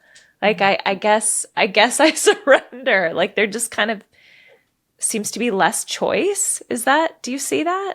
Mm-hmm. Yeah. Yeah. Yep. Yeah. It's both. You can be in awe of it, and it's also very sobering as well. What's happening to a lot of people, a lot of cultures as well. Like it's unfathomable a lot of the times with the extent of what's actually happening. But I've found in my life, the only way is to keep on honing in anyway. Yeah. That's the way through. And even though it might not look to the outside that you're taking a stand or doing this or doing that or doing enough, and sometimes the inner story goes, you're not doing enough, you should do this. It's like the only sure way is continue, like all the great masters have said before us. It's like it's all inside. It's all inside. You want to make the biggest impact on humanity, the biggest impact on the world, the biggest impact on earth. Look at your own stuff, own your own stuff, alchemize your own stuff, and then you can actually turn up in the empowered way that you're designed to turn up in your gifts, so you can be of service to others and help them through. And so it's this big, organic, self-organizing principle of life that's flowing through this. At the moment, it's intense. Yeah, and it's to me, like I see it, it's an invitation to grow up. Because I feel that most of us, I mean, we're a very young species on this planet, and I feel that, we just have to look around and kind of see what developmental stage we're in, right? So it's like we're in a very teenage, narcissistic, it's about me, selfish time. And I feel that that's what it is, that some not everyone, because, we're all in different places in the world, but for those who do have, those of us who have the call, who have the access to these tools, I know that that's what we're being called to, is we're being called to grow up in our own emotional bodies, our spiritual centers, and to be able to bring this through, into that grown up that we can become, that is not just out for itself, but rather for the health of the community, the health of the world. And I believe that this is a beautiful tool to see where are we, to really be honest about, I may believe that I am wise and I have all this knowledge and know all this aspect of all these different wisdom streams. But however, we can know all the things, right? But until we embody them and we exercise it, it's almost like it just doesn't do anything other than just make great conversation. So all that we've talked about today, I think, is a really great lead into the work that you're doing specifically and how people can tap into this. Would you guys mind taking a minute just speaking into some of the masterclasses and resources that you have available? Yes. So, this, we have now come together, as we said in the podcast, and we're facilitating masterclasses in which we dive in through our embodied experience of the keys, because the Gene Keys is a transmission that's alive. And, what I love about it is that, yes, we learn about it, we read about it, we contemplate, but what it starts to do is starts to work inside of ourselves. And then it begins to form in our own unique experiences. And that's one of the things that I love about it. It isn't dogmatic. It isn't, those things. It becomes what it's meant to become for you. And in these master classes that we are now offering, you can go in and dive in sphere by sphere and get a better understanding of your sphere, of your line. And, and Dan and I do that together. We facilitate that. And I feel like we do a pretty good job at it in the sense of really showcasing it from different perspectives and inquiries to get the most out of that sphere for you. And we really did pour everything into these masterclasses. But everyone holds the transmission differently. So, Jen, you could interview someone else who's embodied in the wisdom, and it might be a completely different transmission that comes through, because everyone holds it in a specific way, which is really beautiful. And we've really poured, and we're at our best when we're live. So these are pre-recorded masterclasses from our sessions when we've been facilitating groups in the last year. And we did really pour everything into them. So they're like 2.5 hours, 3 hours. Some of them is just us going, massaging these spheres and ideas and lenses and scopes, and look at it this way, and all of the things. It's the most comprehensive. I don't know if there'd be anything out there like this in a way. And we poured so much into it. It's interesting because I got invited to facilitate a 9-month journey privately for a group of 40 people when we still had a week to go. And it's just like, no, I can't do it. Like nothing in my capability was able to say yes to that thing, even though it was a good opportunity. It was like, I just can't right now, because we've really poured everything that we have and could have into these, what are now masterclasses. It's a really, I really believe in the value of them, and they're available to all. And some people are really lapping them up, but they're all out now, which is good. And we're going to continue to do masterclasses just on different themes and topics. Not so much, it doesn't have to be about Gene Keys, or they're the codes of life and our everything. There's so many topics and themes around shadow work that that Anabel and I love, because that's our realm. And so there's going to be more being released in the next few months as we go. And we're just going to continue to build this wisdom library, this experiential wisdom library, as we called it. And so people can tune in. You'll get a really comprehensive downloads in any one of these classes. Yeah. And they're not very formal either, right? Like we just kind of it's so fun. Like, it's like such a good combination. Yeah. It's like what you're hearing here, you know, we just kind of go back and forth and banter even a little bit. And, you know, but there is you know, I feel like that's what's nice about it. It's relaxed, it's human, you know, and it's not, we're not coming from we are perfected or we are all, you know, we're complete or healed in this space. We're in the journey along with you, you know, and I just think that that's the beauty of it, is just to be able to turn around and share what you've already come to. And that's what we're doing here. So I'm excited for this and for what's to come. And humor as well. We have third line brands, so we third line. We both think we're funny, but we're the only ones that think we're funny. I thought you were funny, but I've got some third lines too, so maybe I'm just in good company. I don't know, but you gotta laugh. You gotta laugh. Oh, you do, because it can get heavy. But you guys did a great job. Yeah. Thank you. If you don't mind, I'd like to just share like a bit of reflection on what that experience was like too. I think two of the things, I mean, there's so much information. You guys, I absolutely could agree with you that you've poured your heart, soul, minds, everything into that. And that was very apparent to me. But two things that I didn't anticipate that I don't think either of you have articulated yet today that were of benefit to me that is hard to even put into words is one, you know, you hear people say everything is energy.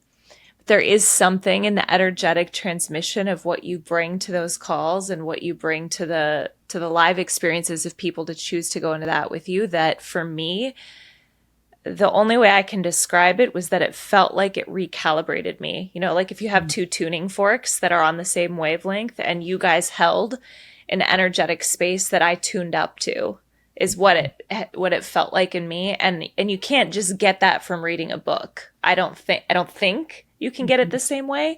So there was something there in that. And then I would say the second thing is that, and I'm not really sure how to put this into words either. You both are so in tune to source, to something bigger than you. And so there were many moments within that class and within our 2-on-1 that we had that it felt to me like you were receiving and sharing, just I'm going to use the word channeling and bringing something in that was really alive, that was more than textbook. And so I know you didn't ask me to do this today, but if anybody's listening, I think that if you're looking for guidance and wisdom and insight, and then those other two elements that you can't really, that are hard to find from a trustworthy source too, that like, can I trust this energy? Can I trust this insight? Can I trust what they're telling me? You guys have that in spades. And it's like, I'm so thankful to know you and to be in that space with you. So thank you for that. Yeah. Thank you. Yeah.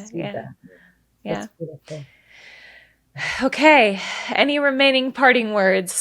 We're 2 hours in. I feel pretty complete. Yeah. Okay. Thank you for your kind words, Jen. It's been a pleasure from the first podcast, which was only like 4 or 5 months ago. Yeah. Now you didn't even know what you were getting yourself in for, and no, again, you're all shiny and you're a lot more self-aware through these program patterns, and I'm really happy for you. And I thank you for showing up in the way that you can show up the best you possibly could. You really went there. I really respect that, anyone. So well done. Yes. Thank you. And same for me, gratitude for who you are and how you show up, and that you came into this container and that you trusted us to orient you in the ways, that you've received. And excited for you, for what's unfolding for you. You're about to take on a big trip, which is so incredible. To integrate your entire Venus journey back. The timing of that is pretty wild, actually. Yeah. It is. See, and that's the thing about the Venus. See, it's all perfect in the way that it unfolds and where it leads you next. And it's all in the unseen, and so much of it is what you said about not being able to even articulate some of the things that emerge from these journeys, because you can't really articulate some things. Even when we articulate it, it's like we're not even expressing the fullness of it because there's limitation within that. So I'm personally really grateful for you, for your commitment, for your devotion to the work, and for just showing up the way that you do. And as challenging as it is, just breathing through it like you're doing, So I'm just grateful to know you and to get to witness you in your journey and share in all the ways that we get to share together. So thank you so much. Don't you just love love? Do you just love love? Fourth lines. I love. Yes, it's my fourth line. I also have Pisces in Venus, so it's like I love. Oh, you love. All right. Yes. Love to you. Love to you. And thank you to all the listeners that tune in. Thank you for having us on your platform. And may everybody receive exactly what they need to be ignited to their birthright and invited into the sacred. So in whichever ways feel aligned. So thank you. Thank you. Thank you.